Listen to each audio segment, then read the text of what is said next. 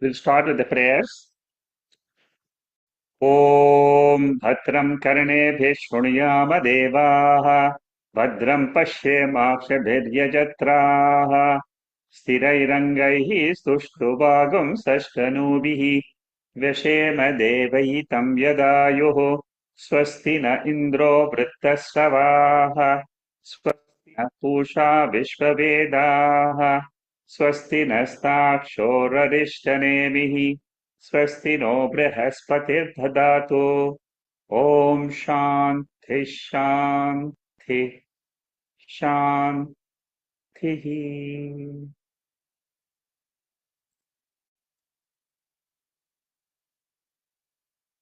We are studying the 43rd Karika of chapter 3.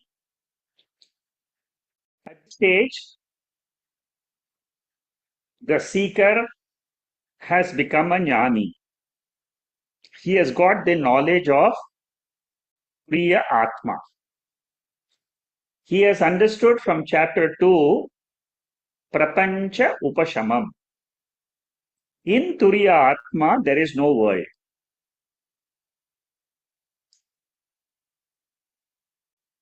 Then he has understood from chapter 3 Advaita Atma, Advaita Turiya Atma. The nature of this Turiyam is it is Advaitam. This Advaitam has got a lot of significance in Vedanta. The most important significance of Advaitam is the world which we experience from the angle of Turiya Atma is Mithya. In chapter 2, we saw that the world is compared to the dream world. The waking world is compared to the dream world in the second chapter. In the third chapter, the same waking world is called Mithya. Why?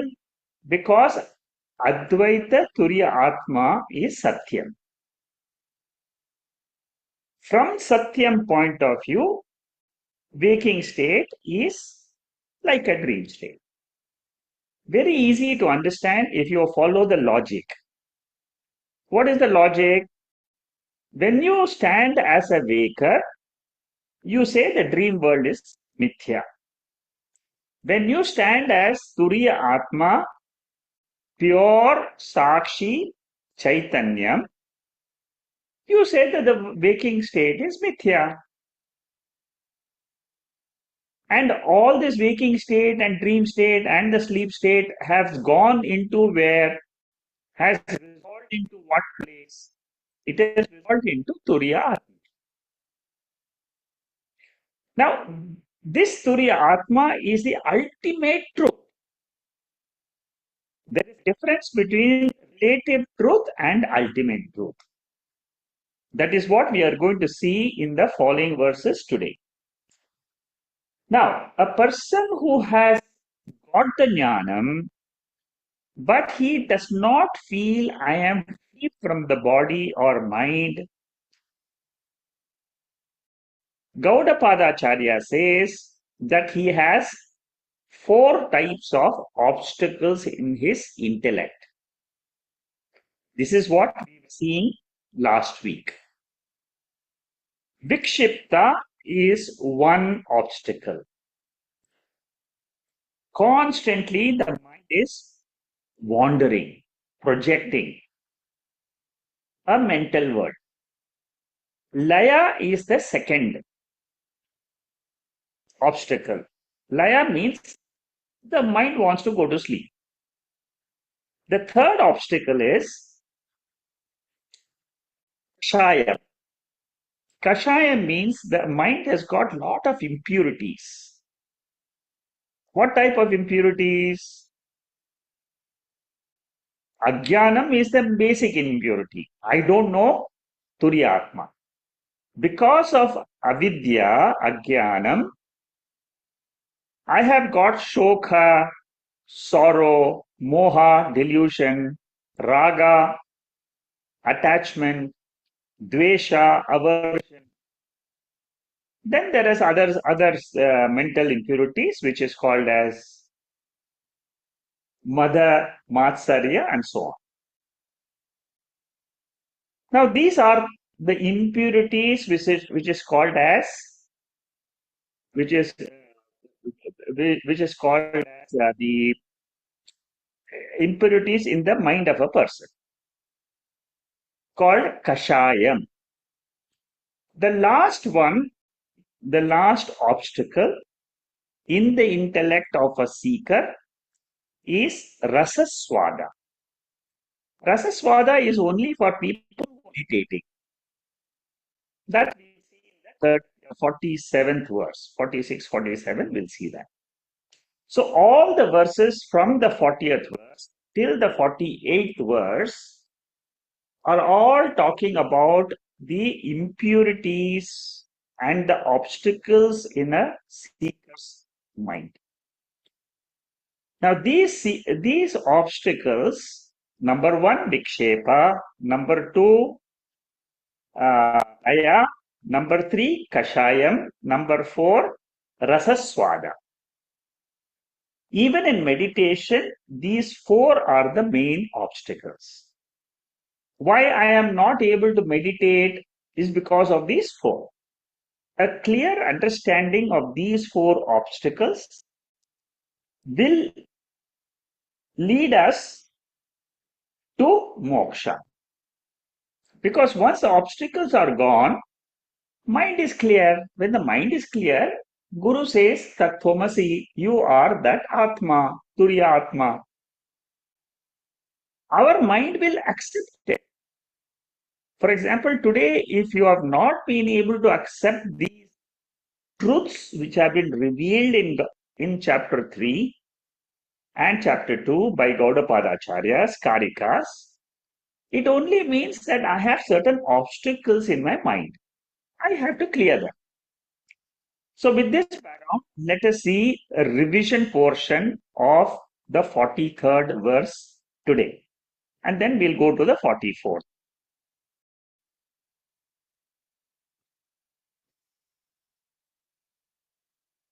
This is the revision of the 43rd verse.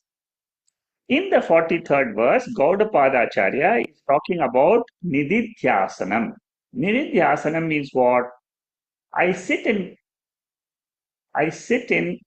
meditation and I bring the Vedanta thoughts in my mind. That is called as Nididhyasana. Now, who needs this Nididhyasanam? A person who does not who has not practiced karma yoga or upasana yoga before the jnanam, he will require this nididhyasana. How does upasana help us in our goal of achieving moksha? It disciplines the mind. Chitta ekagrata, chitta vishalata. These are the two main advantages of upasana. Ekagrata means concentration. Vishalata means expansion of the mind. Because you have to accommodate the whole cosmos in Turiyatma. A normal mind will not be able to do it because our normal mind is only thinking of finite things. Finite, I want to buy this car, I want to buy this house. These are all finite things. Suddenly you are asking the mind to absorb the whole cosmos into Turiyatma. It is not possible. Therefore, upasana is recommended. For those people who have done upasana before coming to this jnanam of seventh mantra, suppose you have done it, you don't require ninidhyasana. Shravanam and mananam alone is enough. Now, when you sit in nididhyasanam, the four obstacles which I told you, all those four obstacles will be experienced by all the meditators. In the 43rd mantra, Vikshepa is taken up. Vikshepa means what? Wandering of the mind. This wandering of the mind, suppose you sit down in meditation and you tell your mind, come on, I want to meditate on Atma for the next 5 minutes or 10 minutes. Mind does not allow you. You sit closing your eyes, but the mind has started projecting inside the mind has started projecting work schedule, your family errands, your son's problem. Now, how do you control this? That is what is called as Vikshepa Shakti Nivritti. Now, why does Vikshepa comes? Vikshepa comes because of kama, desire. And how can this be handled by a meditator? As I told you last week, we discussed this in great detail last week, that Vikshepa can be eliminated by dukkha dosha darshanam, which we discussed last time. Dukkha mishritatvam, atruptikaratvam, bandhakaratvam. This is one method. Then the second method is what? The second method is get the knowledge of Turiyatma. Turiyatma, the world is not there. Therefore, whatever world we are seeing is nothing but that Brahman or Turiyatma. So no need to get attached to the world. Anyway, as per Prarabdha, whatever comes, I will handle it. So in this 43rd mantra, the first line talks about sorrow, dukkham. It can be eliminated for the sake of vikshepa nivritti. Second line of this karika deals with how to resolve the whole creation into this Turiya Atma or Brahman. That way also you can get rid of vikshepa. Now, these are two exercises to be followed, not just for hearing and forgetting. Most of us, we are not able to sit down in meditation. As you learn further and further, your mind will get convinced that it must do these exercises in order to progress in the spiritual field. The world is Namarupa from Bachyartha Drishya. Bachyartha means what? From Laukika angle, worldly angle. What is popularly understood as a word, it is nothing but name and form. When you come to Vedanta only, understand it is name and form. There is Lakshya. The same word is Sat Chit Ananda. It is Brahma Swarupa. It is Chaitanya Swarupa. Therefore, knowing this nature of the world, knowing the Lakshyartha of the world, I get rid of the Bachyartha. So during Shravanam, Mananam, I must remember this fact again and again. What is the fact? World is Mithya, Turiya Atma is Sat.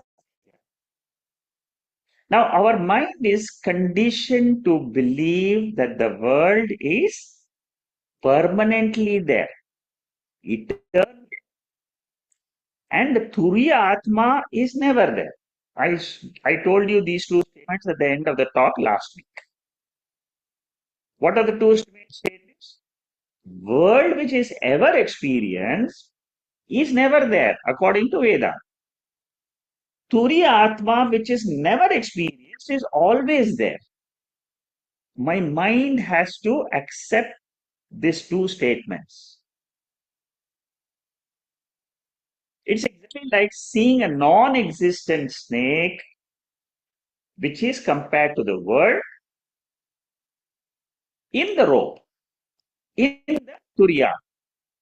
But why I am not able to see that? Because of Mula Avidya. What is Mula Vidya? It is a power in this body, in this creation. What do you mean by power in this creation and all that? Let us take small powers. I can walk, I can lift something, I can hold and grasp something, I can see, I can hear, I can smell. All these are powers. There is a slightly bigger power called Nidra Shakti. Nidra Shakti means what? In my mind, there is a power which makes it go to sleep. That is a higher order of power. Still higher order of power is the power of Mula Avidya, ignorance. Where does this power exist? Mula Avidya exists in the Jiva, in the Jiva's intellect. When we go to sleep, generally we feel that we have gone to sleep and there's nothing beyond that. What covers this? What covers the nature of Turiya Atma? It is this Mula Avidya. So this completes the 33rd shloka, and the basic essence of this verse is Yato Yato Nischariti Manaschanchalamasstiram Tatastatho Niyamyaitad Atmanyeva Naye. Sixth chapter of Bhagavad Gita deals with meditation. Whenever the mind is wandering, bring it back to the center, Atma. Ignore the world as mithya, claim Turiya Atma as the subject I, which is Satyam. Satya Bhavana Darshanena Abhasi Kritya. By the bhava, attitude of Satyam Atma, I get rid of the adhyasa called as the world. Same message is given in Dakshinamurti's third mantra. Yasyaiva swaranam sadattam asatkalpartakam bhasate. It very clear. We have done Dakshinamurti Stotra. This is just a revision. All the time, Tattvamasi, that knowledge of I am that Atma should remain. And even when I am transacting the world, take 1 second, 5 seconds and say, I am the Atma. I am experiencing the world. But the world will anyway dissolve in me, the Atma only. World is Mithya. I am Satyam. This is a abhyasa. This is a practice which we all have to cultivate. Why do we have to cultivate? Because I have conditioned my mind. In every birth, I have conditioned my mind to think that the world experienced is real creation. In Drishdrishya Viveka, for those who have done this text, you will remember at the end of Drishdrishya Viveka by Swami Vidyaranya, he has given us 6 types of meditations. We have done this Drishdrishya Viveka also. There are videos available and you can see them. 3 meditations are with closed eyes. Mainly Chit aspect. 3 aspects are open eyes, mainly the Sat aspect. Whenever you open the eyes, you say Sat is there, existence is there in the world. Whenever you close the eyes, you say Chit is there. Chit is the Sakshi, which is seeing all the thoughts. So, doing these 6 meditations, what will happen? I will be able to accept the truth which is revealed by the Veda. So we have to connect Bhagavad Gita, 6th chapter, Dakshinamurti Stotram, the 3rd verse, then Drishdrishya Viveka, Asti Bhati Priyam, that I think is the 20th verse there. All these have to be connected to the 43rd verse to understand Vikshepa Shakti Nivritti. Okay, so that is Karika number 43. Next, we have to go to Karika number 44. This also talks about Vikshepa and primarily it talks about Laya. I told you there are four obstacles. So in the 44th mantra, we are going to take up the next obstacle called Layaha.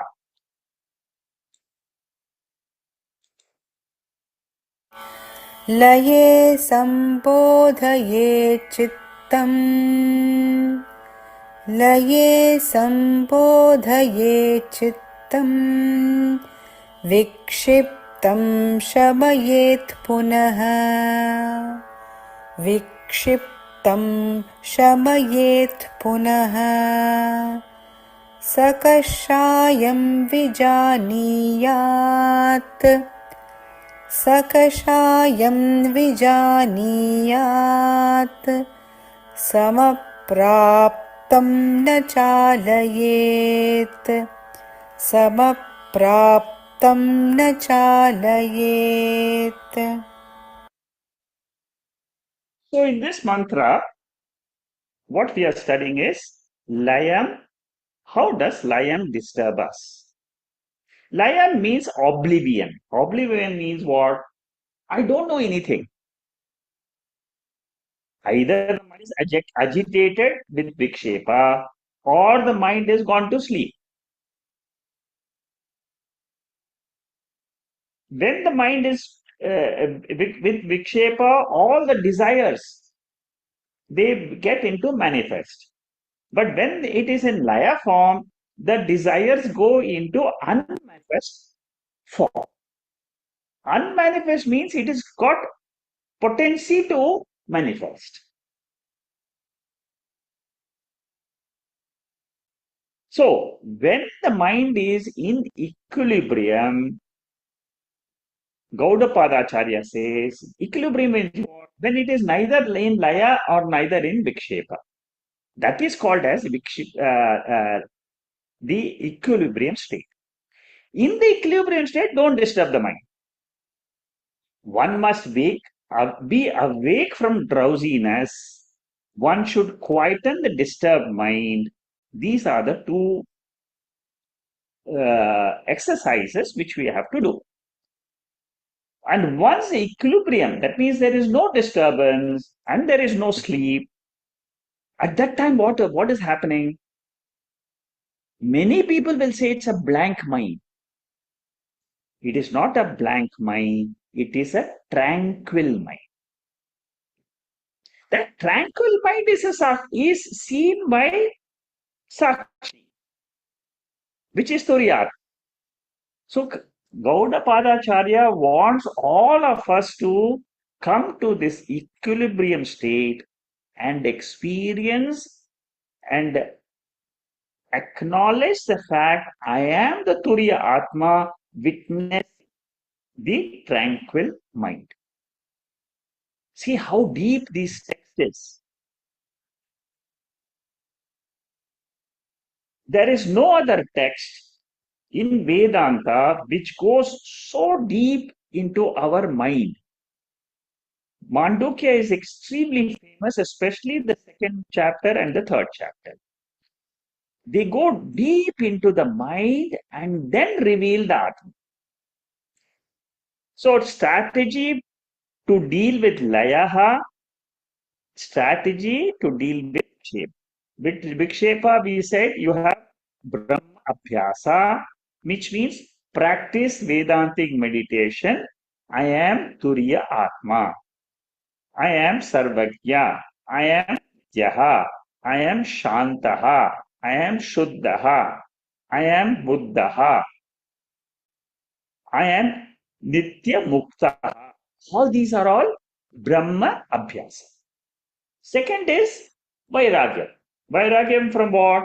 From Anatma world. For Layaha, we have to remind ourselves in the seat of meditation that this time is for meditation, not for eat. It is a deliberate thought. Suppose you get in the middle of the night and you are not able to get sleep and your mind is in Vikshepa mode. It happens to many people in old age. They suddenly get up at 3 o'clock and they go to sleep. What is the technique to be followed at that time? At that time, you tell your mind, this is the time to sleep. It is not a time to be projecting the world. Try it out. You will, by practice, you will go to sleep.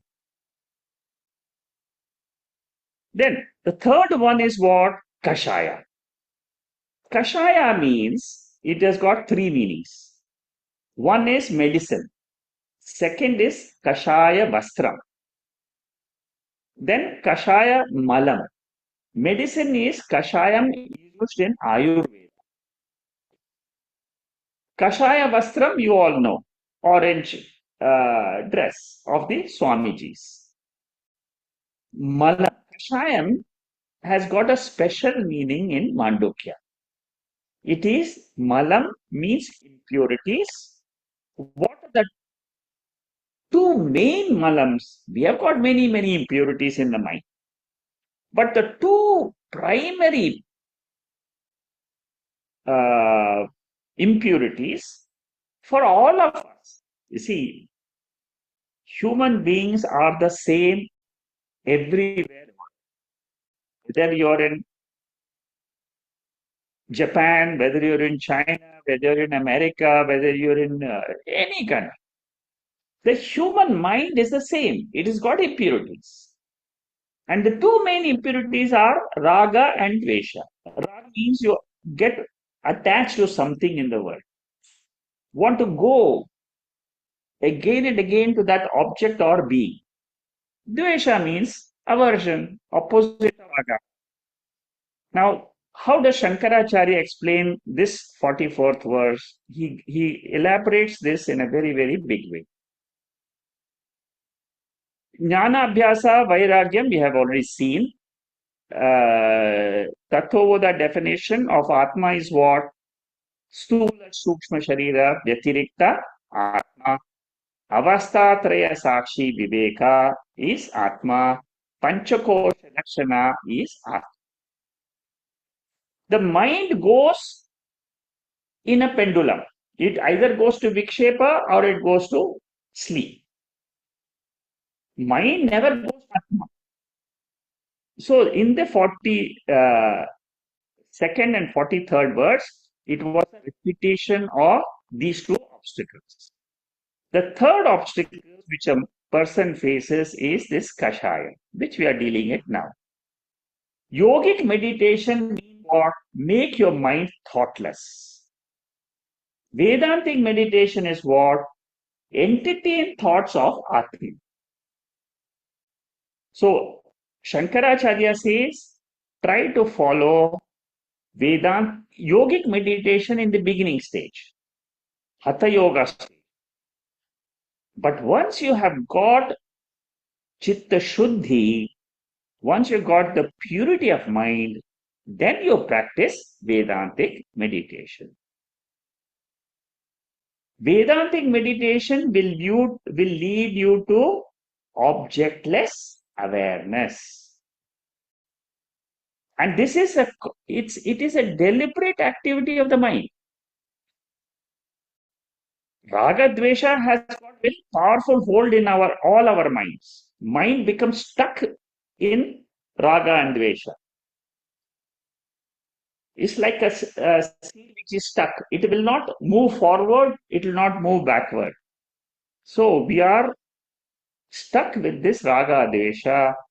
We have to come out of it with Abhyasa and Vairagya. Kashayam Vastram, Kashayam is the third impurity, which is basically it is a condition of the mind.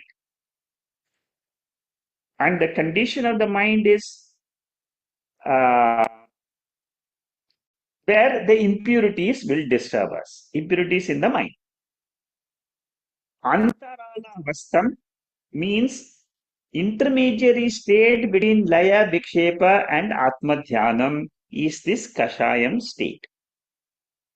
And what is this Kashayam state? It is called Dukkham, Dukkha Vrittis, Kama Vrittis, Krodha Vrittis, Moha Vrittis. These put together is called emotional disturbance. So any type of emotional problems which we face is called as Kashayam. And these emotions keep us away from Atma Dhyanam. And they are the seed for Raga and Dvesha. Our emotions are basically the seed, they are the vasanas. Attachment is in conscious mind. Vasana is in the unconscious mind. Now, Raga itself is the seed for Vikshepa, wandering of the mind. Our own desires push the mind all the time into the world. All the time we want to do this, we want to do this, and so on. Now, the two types of vrittis are sa akara vritti and nirakara vritti. Sa akara means what? Objectifying the world. Nirakara vritti means atmakara vritti. Claim I am nityaha, shuddhaha, buddhaha, uncontaminated, pure, eternal, sarva adhishthanam. All these are the akhandakara vrittis. So by using words, we are able to keep our mind in objectless awareness. Try to understand this word, objectless awareness. Mandukya Upanishad, Gaudapadacharya uses this term very often. Formless, timeless, objectless principle is called as Turiya Atma. See, when we have learned to drop our Vikshepa Shakti and are not in Laya, and our Kashayam is under control, what will be the state of the mind? The mind will be absolutely sattvic. And in that mind, you are entertaining the thought, Aham Brahma Asmi, Aham Turiya Atma Asmi. When the mind is absolutely sattvic, you entertain this thought, what happens? This existence, Satchidananda principle, will become alive for you. You will understand that principle very clearly in your own mind.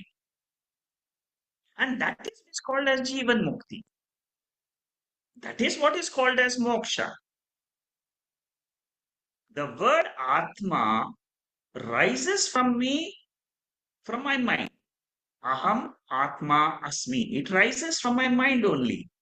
But where does it reach? The destination is Atma, Turiya Atma, which is objectless, which is timeless. There is something very beautiful in this world. We are all aware of time, but there is something called as timeless, which happens to be my nature. Knowing the timeless nature is the goal of all this study. There is always a tug of war inside our mind. My mind wants to go to Atma, but my Shepa Shakti pulls me away. That is why in Hatha Yoga, Dharana, Dhyana, and Samadhi. Samadhi state is when the mind is not disturbed by any thought. All the four obstacles of the mind are under perfect control. What are the four obstacles? Vikshepa, Laya, Kashayam, and the fourth one we have not seen, which is Rasaswada.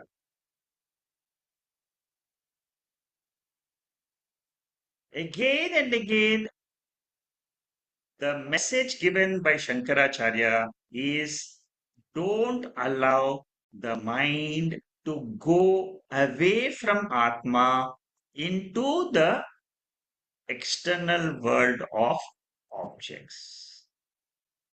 This can be practiced, which is called as abhyasa, and moving away is called vairagya. Same principle of dharana, dhyana, samadhi is being used by Gaudapadacharya also. This is a revision portion. The four obstacles, laya, vikshepa, kashayam, rasaswada. Attachment is called as kashayam, raga, and dvesha is aversion. Impurities like raga, dvesha, kama, krodha, mada, matsarya, all these are all kashayam. Kashayam is the cause, karana. Vasana, kashayam is in the form of vasanas. What is vikshepa? Vikshepa is the effect, product. You mind wandering means the mind has got thoughts. The thought is manifest form of kashayam. Kashayam is unmanifest form. Subconscious mind. From the subconscious kashayam, conscious vikshepa takes place. And how to handle this kashayam? Pratipaksha bhavana. Pratipaksha bhavana is what? Telling yourself all these impurities in my mind are mithya. They are not there in fact. I am ever free from this impurities. Try it out. You must tell this in your mind again and again. When you practice this kashaya nivritti, vikshepa nivritti, laya nivritti, the mind becomes tranquil. These are all beautiful sections of the chapter 3, which tells me how to handle my own mind, not only to understand the Turiya Atma, but also to live in the world. If I can understand, what I would advise you is take these four words, Shepa, Laya, Kashayam, and Rasaswada. Rasaswada, you will not have a problem because most of us are not meditating so much. We will explain what is Rasaswada, but that will not be a major problem. Examine your mind. When you examine your mind for these obstacles, you will automatically start controlling your mind. Examining the mind means Sakshi Bhava. I am Sakshi, I am witnessing the mind. There is already a distance created between the mind and I, the Atma, Sakshi. This is the practice which helps me to remove the obstacles and enjoy the jnana phal. Many of us might have jnanam, but then I don't get the jnana phalam because of this. Next mantra is the 45th mantra, which talks about rasaswada. We have already seen the three other obstacles. What is rasaswada? नास्वादयेत् सुखं तत्र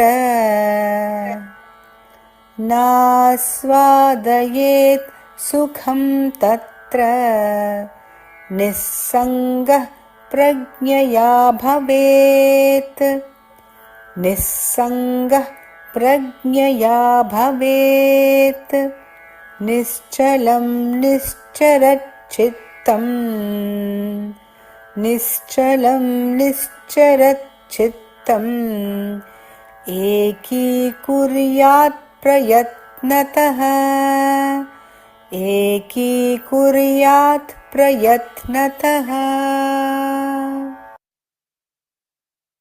So, rasaswada means it is a condition of the mind when I try to enjoy the tranquility of the mind.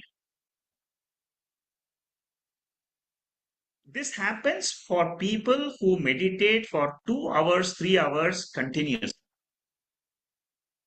I had, what, 8 years ago, one student who told me he does 3 hours of meditation in the morning and then again he does 2 hours in the night.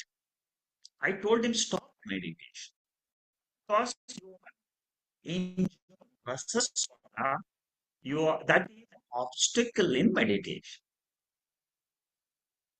About 8 years ago, when I was doing Mandukya Bashyam, at that time, not the Bhashya, when I was doing, there was one student, and he said, I really enjoy it. I enjoy it. I've been doing it for 2, 3 years, 4 years. Then I told him, I said, this is got you have got caught up. And then he tried it and he said, yes, you are right. And then he got freed from this obstacle. Amazing person, very sharp mind, and I'm sure he understood what I meant. So one should not enjoy the happiness during meditation. One should remain detached from that happiness also. How do I get detached? You just tell yourself, I am a witness for this quiet mind of the Jiva. Mind is quiet, but I am not that quietude. Mind is quiet. I am someone different than a quiet mind. Always subject and never be objectified. Remember the rule. Subject can never be objectified. Sasasaha means ananda. Aswadaha. Swadaha means ananda. Aswadaha means relishing that joy, avoiding that joy. In Taittiriya Upanishad also there is one same similar mantra. Raso Vaisaha.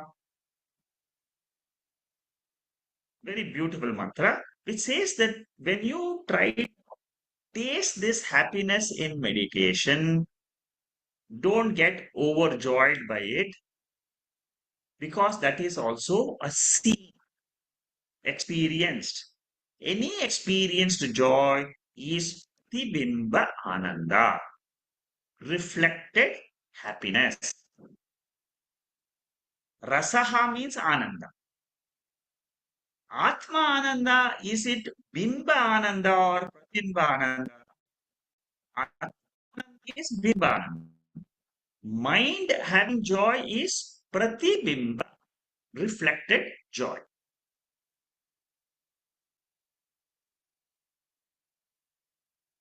So even in this Pratibimba Ananda state, pull back the mind and say to yourself that this Ananda is also not the truth. The purpose of Vedantic meditation is not to enjoy the Pratibimba Ananda, but to understand there is Atma Ananda, which is Bimba Ananda. The Bimba Ananda has to be claimed as the subject. I am Bimba Ananda. I am blissful in my Swarupa. Bhagavad Gita, again, sixth chapter. We have done this two verses many, many times. These are two very important verses in the sixth chapter. Shanai paramed buddhyadriti grihitayah atmasamstam manakritva na kinchidapi chintayet yatho nischarati manaschanchalam tatastatho niyam yaitad atmanyeva vasham nayet. Very beautiful mantra. Whenever the mind is wandering, pull it back to Atma and tell yourself, I am not the mind. Mind is there, is experienced, but it is not me. Shankaracharya writes a long commentary on the Karika. We will see one by one. The essence of this entire Karika is don't focus on Pratibimba Ananda and Atma Bimba Ananda. Original face is there. Don't get caught up in the reflected face in the mirror. So purpose of meditation is I am that Atma. So don't get swallowed up by rasaswada. You will forget your goal. So whenever it comes, remember yourself that this is superimposed adhyasa ananda. It is a kosha. It is a covering. It covers my real nature as blissful Atma. It is temporary. The moment I get out of this meditation, that Ananda is gone. That is why uh, we don't give too much emphasis on Samadhi state. We say, even in Samadhi state, you must tell yourself, I am Atma, Aham Brahmasmi, Aham Turiya Atma. After experiencing that joy in meditation, when you come out of it, it is like 100 scorpions stinging you. That means suddenly your mind will go into Vikshepa. Suddenly your mind will go into Layaha. So in Samadhi, I had Ananda, but it belongs to Anatma. It is not Atma Ananda. Restrain the mind from attaching yourself to that mysterious happiness. That is what he said in the previous commentary. In the next commentary, see, when you read all this, it, these are all these commentaries, when you read them, they have got a lot of depth. I try to make them simple like this so that you can understand slowly exactly whatever is said. But for those interested people, you can read that commentary and then you can understand Shankaracharya's direct commentary of these karikas. Now, Dushta Chatushtayam, uh, basically anatma, panchanatmas. What are the panchanatmas? Body, mind, family, possession, profession. Now, these are the five problems which always trouble us in meditation. The mind always goes to these five areas. Once again, what are the five areas? Body, mind. Body means what? My body is sick today. My body is having this knee problem. So your mind is attract all the body problems in meditation. Mind means what? My mind is not, it's got a lot of impurities. That is again another. You go into the circle, understanding your mind in meditation, rather than trying to say, I am a witness of the mind. Family, you know. Possessions, profession, all of you, you're a Yoga Sutra also says abhyasa vairakyabhyam tannirodha. Tannirodha means what? You control your mind with abhyasa and vairagya.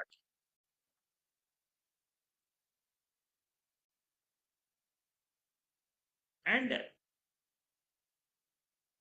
telling yourself that I am not this rasas swada, I am not the I am the bimba ananda, I am not the pratibimba ananda, is the methodology to get rid of rasas swada. And again, you see, for all these obstacles, one common thing is again and again bring the thought of Atma, the features of Atma, Nityatvam, Shuddham, Buddham, Muktam, Asangatvam, Akarta, Abhokta, Sarvajna Atma, Sarva Adhisthana Atma, Niranjana. So many features are given in Lalita Sahasranamam also. From the 45th to 50th verse of Lalita Sahasranamam, for those who are the chanting of Lalita Sahasranamam, you can look at these 5, 6 verses, you will get at least 50 features of Atma. If you want, I can take some meditation on this, maybe at a later. These are glories of Atma. These are this when I say Nityam, that is glory of Atma. When you should, how should you listen to this? Glories of Atma means what? It is my own glories from Atma stand. Okay, so that completes this 45th Karika. Next Karika is 46th. यदा न लीयते चित्तम् यदा न लीयते चित्तम् न च विक्षिप्यते पुनः न च विक्षिप्यते पुनः अनिङ्गनमनाभासम् अनिङ्गनमनाभासम् निष्पन्नं ब्रह्म तत्तदा निष्पन्नं ब्रह्म तत्तदा 46th verse, 46, 47, 48, 3 more verses are there in this chapter. Gaudapadacharya tries to conclude the chapter with these 3 verses. He has talked about Atma's Advaitam nature. Then he talked about the obstacles of the mind which does not allow us to experience that Advaitam nature. Now in these final verses, Gaudapadacharya makes very bold statements. It will be understood by those people who have been able to at least get to the level of Atma at the initial stage. I'm not saying you are abiding in Atma. I'm saying you tasted that Atma in your own. He says here, the mind itself becomes Brahman. The mind itself becomes Turiya. When there are no obstacles, no desires, no agitations, no laya, no kashayam, that mind becomes Atma. It becomes Turiya. It is not disturbed again and again. That motionless, objectless, projectionless mind becomes Brahman. See how bold the statement is. One can make this statement only when you have understood the Atma, you have meditated on Turiya Atma and have seen the result of meditation. To write such a verse, one must have become the Turiya Atma. And then you see what is the nature of the mind. Mind becomes, world becomes Atma. Mind becomes Atma. The entire 3 states, waking, dream, sleep, everything is resolved into Atma. So it's a very important verse. It's a very important from the knowledge point of view of the highest level in Vedanta. When there is no layaha, vikshipta, kashayam, rasaswada in the mind of a meditator, seeker, the mind becomes alinganam. It is not shaken up. It is not distracted by anatma thoughts, which is exactly what Lord Krishna describes in the 19th verse of the 6th chapter. Very beautiful verse. I'm sure everybody remembers this. यथा दीपो निमरस्तः नेङ्गते सोपमा स्मृता योगिनो यतचित्तस्य युञ्जतो योगमात्मनः. Exactly like a lamp kept in a container which is covering the flickering of the lamp. When there is no wind which disturbs the flame, the same type of flame is like our mind. Mind is compared to the flickerless flame. In that flickerless mind, you know you are Bimba Anand. Why? It is given in the scriptures.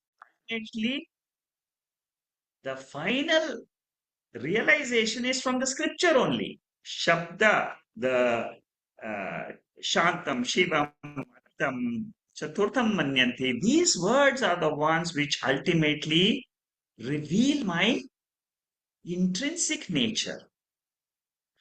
Chalanam means no more chalanam of the mind, no more restlessness. Atmakara vritti alone is there in the mind. I am Atma, I am Atma. No other disturbing thoughts, except one thought. Any seeker who can develop this Atmakara vritti for a constantly for say 5 years in his meditation, he has realized the truth.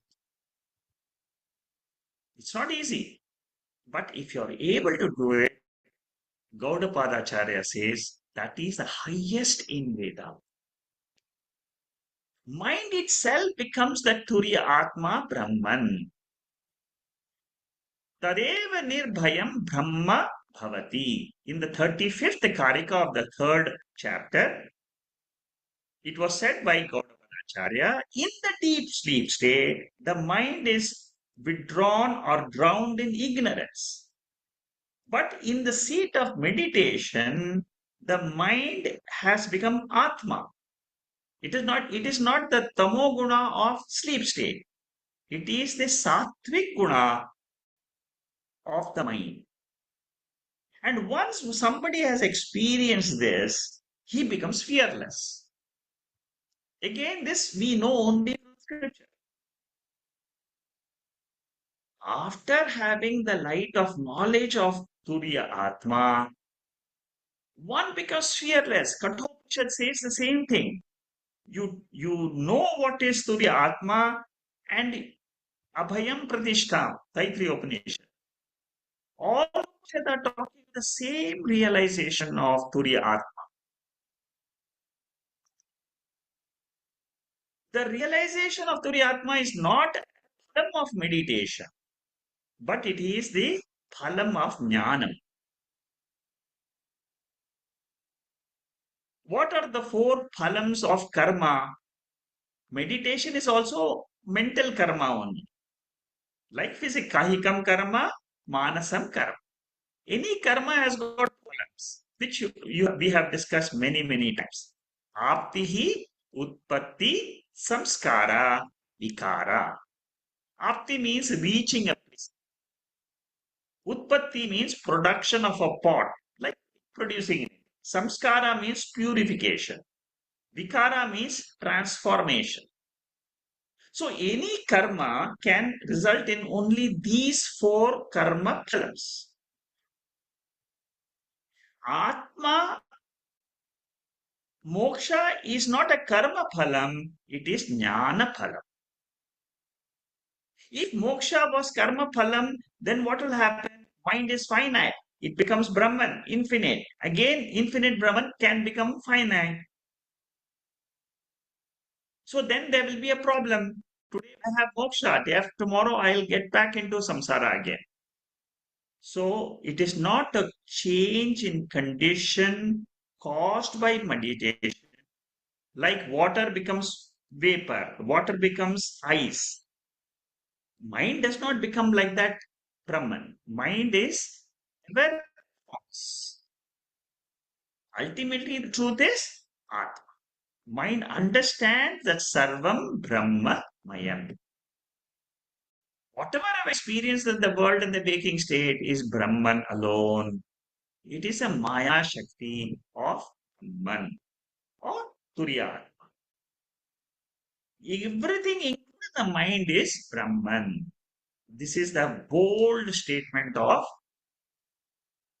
the Paracharya.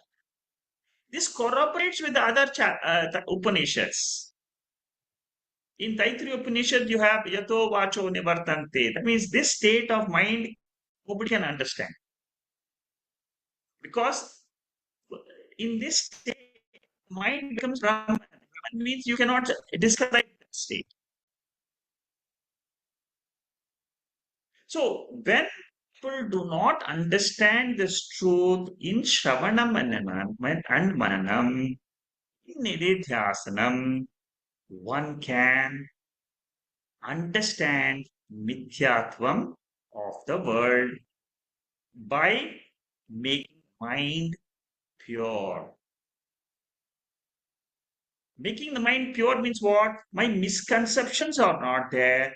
I am a jiva. I am born is not there. I am ajaha. I am birthless atma. This is what is described in Bhagavad Gita, 24th verse, 4th chapter, which is again a description of Turiya Atma.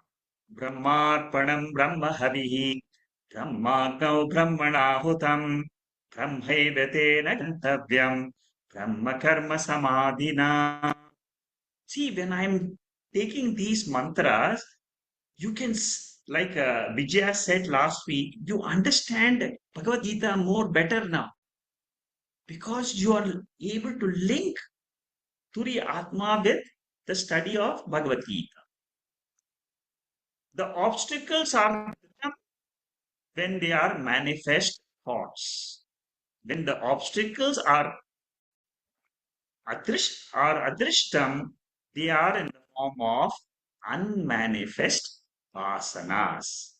Unmanifest vasanas are also called as karana shariram, karana prapancha, or maya, or prakriti. These are all same synonymous.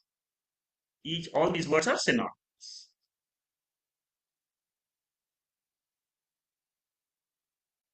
Mandukya Bashyam, we have seen, in spite of all the teaching given by Guru, why we are not able to realize this? Because of obstacles. Panchadasi in 9th chapter, we have not covered the 9th chapter, I think. It's called Sambadi Brahmana. There, Vidyaranya says, deliberately you repeat in your mind, Aham Brahma Asmi. Aham Brahma Asmi. It is knowledge, it is not upasana. It is a fact. This is called as Nirguna Brahma Upasana. Aham Brahma Asmi. Aham Brahma Asmi is Nirguna Brahma Upasanam. This Upasam itself becomes Jnanam. And this is what is described in the Mahabharata. Dwell upon mass nature again and again by removing the obstacles in your mind. If the obstacles are there, what will the seeker say? Your teaching is wonderful, but I can't claim I am Mukta Purusha. I need things in future. What is the teaching? You are Nitya Muktaha. You are ever free. That is the teaching. What does the seeker try to do? Postpone this Mukta's nature, which is a wrong notion in the mind. That means the teaching has not gone deep enough, where the seeker himself says, Aham Mukta Purusha right now. Because that is the nature of art. See, mind is something which comes and goes. Body is something which comes and goes. Waking state comes and goes. Dream state and goes. Atma is always existent. Aham Brahmasmi is a fact. I don't have to wait for Videha Mukti. Sadhaka or Mumukshu Bhavana, I am a sadhaka should be removed from your mind when you are sitting in the chair of Mukta Purusha. Suppose a guru says, there are two chairs. All people who accept that they are Mukta, please sit in the chair number one. All the people who have understood they are still some time to purify the mind, yet Chadana Chatushtaya Sampati, sit in chair number two. Which chair will you sit? Decide state of knowledge today. So we have studied from 20th verse till now Vedantic meditation. And obstacles are drishtam, adrishtam. Some of the drishta pratibandha are known as with three names. One is pramana asambhana. That means there is pramana means Veda. Veda is a pramana. Asambhana means I have interpretational doubt. I'm not so sure Tattvamasi means that Veda is talking about me.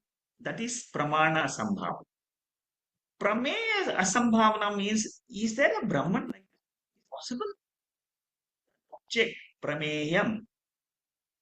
That is logical doubts about the nature of Brahman. Viparita bhavana means what? I have all opposite attitude. Brahman doesn't exist. I am there. World exists. Brahman is not there. All viparita bhavana. Some of the interpretational doubts are about Dvaitam itself. Dvaitam, Advaita, Visishta Advaita. There are three major acharyas who have propounded these three theories. Madhavacharya is a propounder of Dvaita Darshanam. In Dvaita Darshanam, Ishvara and I are always reflected. Dvaita. There is no Advaita. There is only Dvaita. Advaitam is, Shankaracharya. Visishta Advaita means what? Ramanujacharya.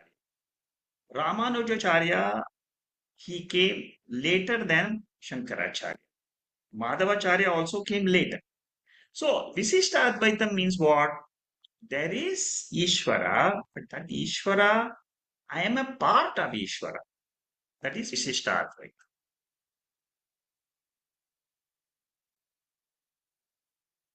Of course, I've written here, there is one Ramarai Kavi who has written Bhashyam on Shankaracharya's Bhashyams of all the Upanishads.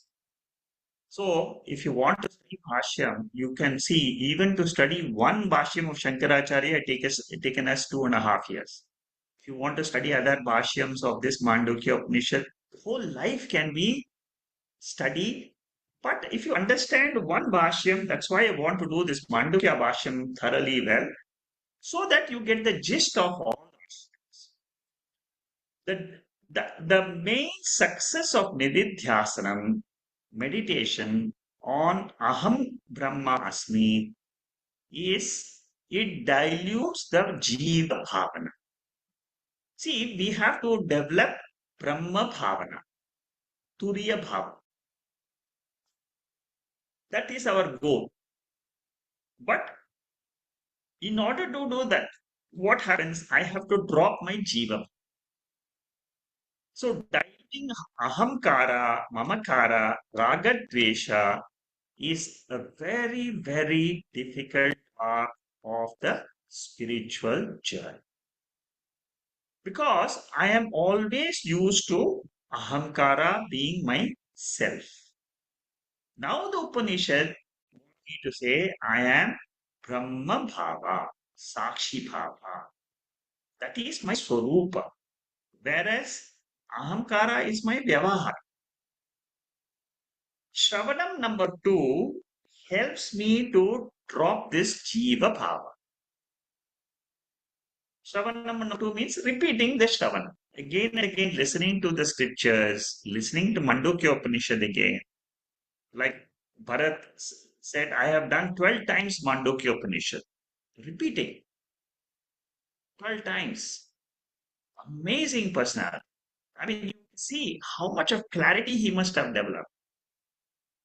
In Panchadasi, the mantra I quoted before is the 60th mantra, first chapter, where it says there is a rain cloud of dharma which comes when somebody is meditating as aham brahmasmi. When you upasana, it gives punyam, and that punyam gets converted to jnanam, and then you understand Vedanta Mahavakya. So you get rid of your Vikshipta, you get rid of Laya, you get rid of Kashayam, Rasaswada, mind remains in Atma as revealed in Shravanam. Sometimes Shravanam does not click, it becomes only scholarship. I don't experience that Atma. Vedanta is understood but not stirred. I'm still a samsari. In order for to take care of those people, Gaudapadacharya has written this beautiful section from 40 to 48. Then Shankaracharya talks about, okay, I think I'll start this next week. The three types of gurus. And we have another a few slides left. I think we will be able to complete it next week. So I will stop here and we will start our study of Mandukya again next week.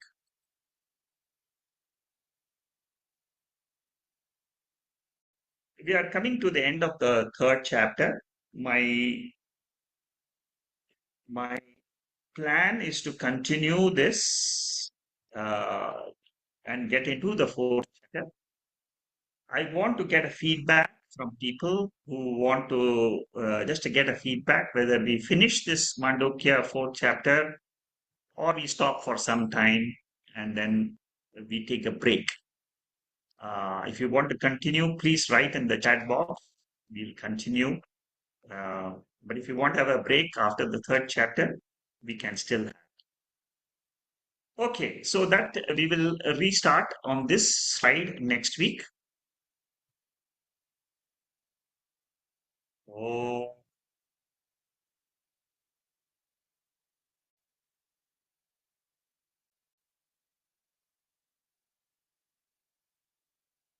Purnamara Purnamidam Purnat Purnamudachyate Purnasya Purnamadhaya Purneva Vasishyate.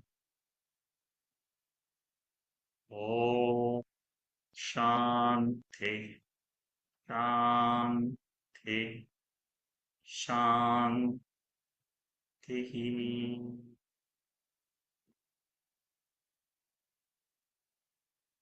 Okay, if there are any questions from any of you, you can put it up. You can raise your hand and you can ask the question. ठीक है जी हाँ बोलो बाबा। मेरे को 3 question है meditation में. हाँ हाँ बोलो. The first one is there any difference with the meditation between closed eyes and open eyes? Uh, Closed eyes and open eyes. Closed eyes is easy for most of us. Open eyes will require a lot of knowledge. So initially, for all of us, we only say that close your eyes and meditate. Mm. Open eyes means you should know Bhagavad Gita very well. You should know Mandukya Upanishad very well. So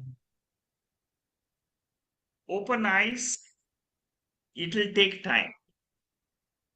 So have you understood? This is But, so the that most of the rishis and all that they do with closed eyes, right? yes, most of us they will only recommend closed eyes. Most of Mm. them. 99.9% will recommend closed eyes meditation.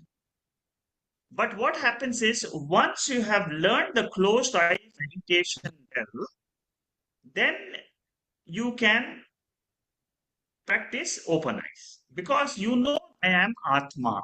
Suppose you have in your closed eyes meditation, you have understood that I am Atma. Then what will happen? Even when your eyes are open, you can say you can in your at the mind you will say I am Atma.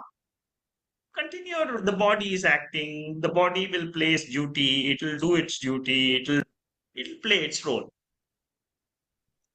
Any other question? Yeah, second question. Why? Second one question is whether you should meditate on the object or the subject or whatever.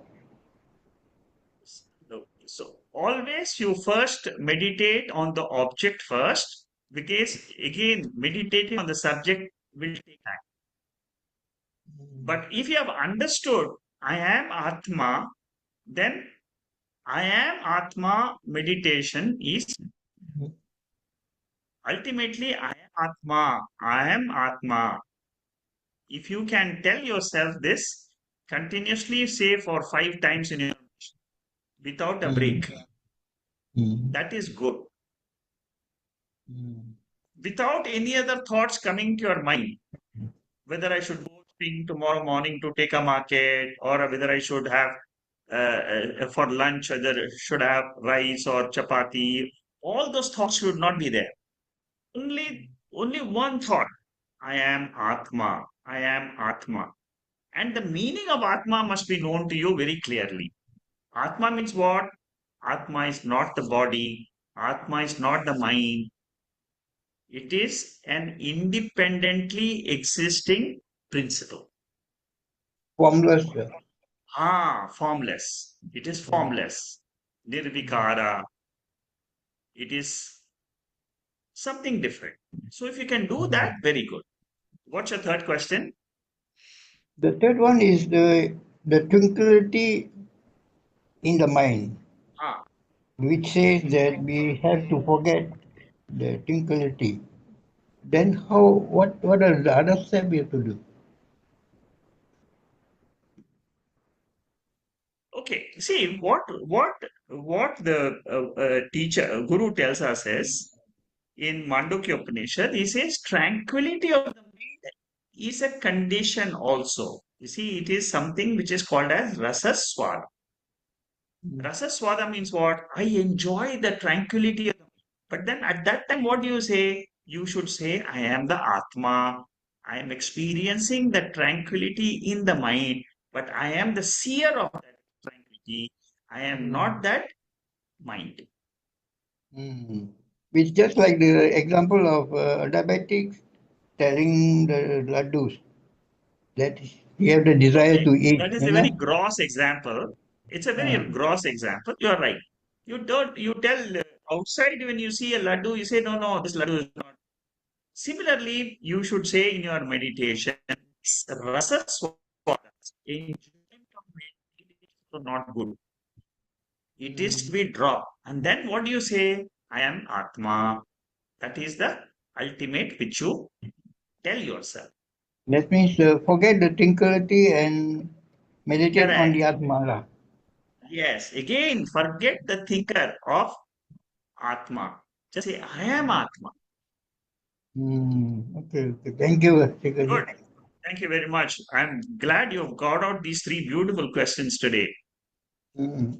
Thank you. Because I was doing Anybody else has? meditation for quite some time, and then I gave up halfway because some gurus say Yeah, meditate on the lingam, or some say meditate on the light, or some say meditate on the flower. They are all different visions, is it? So I correct. really confused, don't know which one to take. Whatever Is you it? enjoy. For example, suppose you want to, you enjoy meditation, you start again. See, Mm, the thing is, the guru also doesn't say, mm, you know how I am feeling meditation.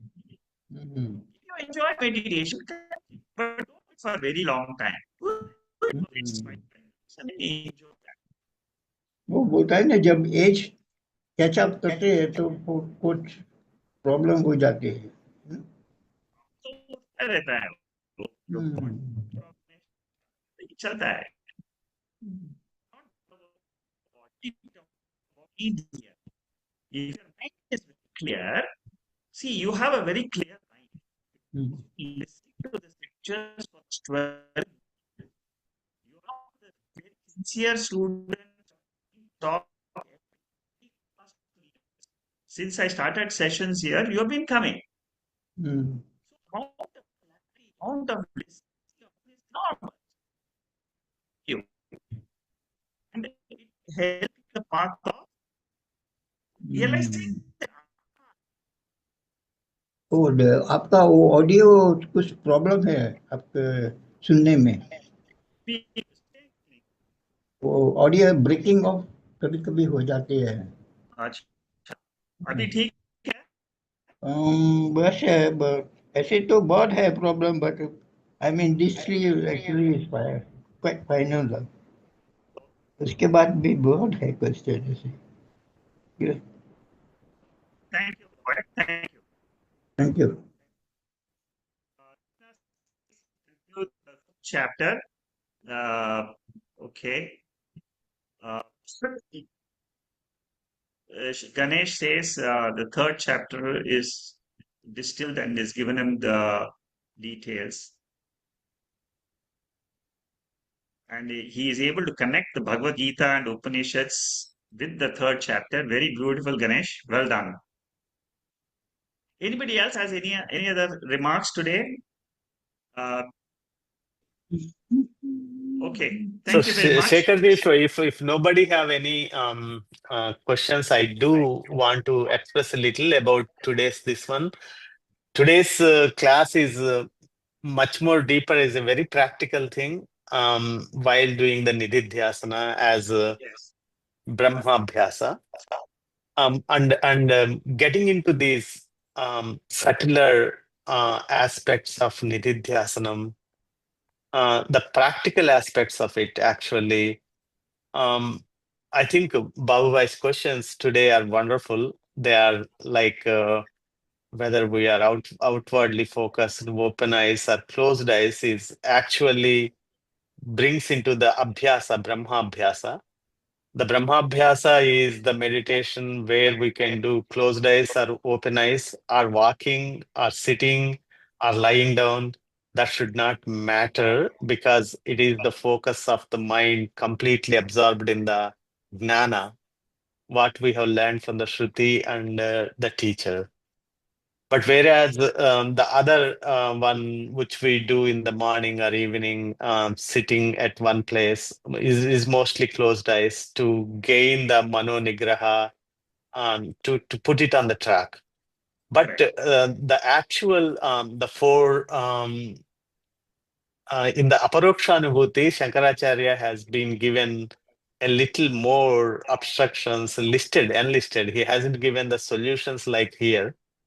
Here, I think the Upanishad Rishi has given the solution how to um, get out of this um, these obstructions while the meditation is going on.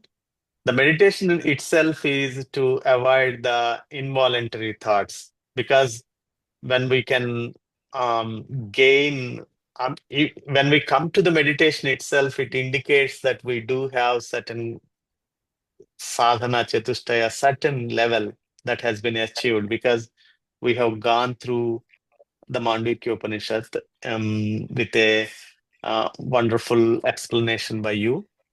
And then we have been doing the meditation in every session to actually align or to abide into that jnana, that what we have been learning.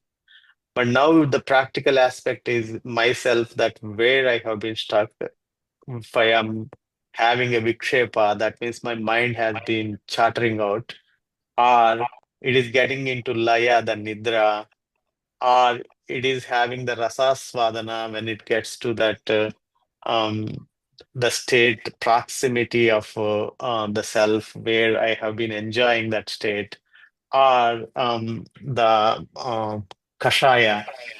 Kashaya is the unconscious level of this one, which I don't have any idea what is there in that tank. But I need to wait that one to come out with not moving my mind to go out again. It has been wonderfully explained by you, this mano nigraha for involuntary chartering of the mind. But before this, coming to this one, actually the karma yoga is very important, and also for gaining actually certain maturity of the mind, so that I can turn my attention inwardly, so that the outward going mind can be reduced, the vasana pressure can be reduced, and I will be available for reflecting upon myself. And then doing the upasana will be bringing that chitta ekagrata, or bringing it to Baba Bhai's question. Another one is the Sarupa Ishvara, or Nirguna Ishvara. That Saguna is the one that whom we can do without even knowing this Shastra Gnana, because we have been grown up with that. And we could able to get the chitta ekagrata with that one, and this tranquility, or chitta Samadhanam. the without agitations, the mind, as well as the chitta ekagrata, are very important to get to the nididhyasana. Without that, I think the nididhyasana has no fruitful effect. I mean, especially when you say that the five anatmas, which you have wonderfully described as body, mind, family, profession, and positions. I think the mind can really move into these anatmas, into the relationships, bringing into the world, and thinking that one as mithya is really the challenging part. Without the sadhana, bahiranga sadhana, um, getting into this part is really not possible, in a way that consistently not possible. We may can bring it as hatha yoga, and we can sit there, as you give the example of your student who did that 3 hours of meditation, which doesn't make any sense unless otherwise um, he is in laya, or rasasvada, as you indicated. And it is so wonderful that one to really reflect on the self, not to really judge others, but to really get into a practical aspect of this nididhyasana. This has been very helpful. Please do not stop this wonderful journey, and I think this will make more and more very practical. Actually, it is not rasa swadhana again. It is really jnanabhyasa. Thank you. Thank you, Krishna. Very beautifully summarized of what you learned today, and also I appreciate whatever you have said about meditation. Uh, Meditation is a very, very big topic, and it is understanding your mind. It's extremely subtle and very, very personal. But these sessions will help one to reflect on one's own mind. To know your mind, if I have this background, of what is Vikshepa, what is Kashayam, what is Laya. All this will help me to understand myself better. So use this as a tool to understand yourself. And then, of course, drop all this and say, I am the Atma. Meditation is extremely important in our spiritual journey. It takes one directly to the core of our study. Thank you, Krishna. Anybody else has any other remarks? Thank you, sir. Pranams. Thank you. Thank you. So we'll stop today. We'll continue next week. I think next week we will finish this third chapter. We'll see how it goes. Thank you. Namaste. नमस्कार शेखर जी नमस्ते Namaste. नमस्कार शेखर जी जय Shri Krishna Thank you. Thank you, Shekaji.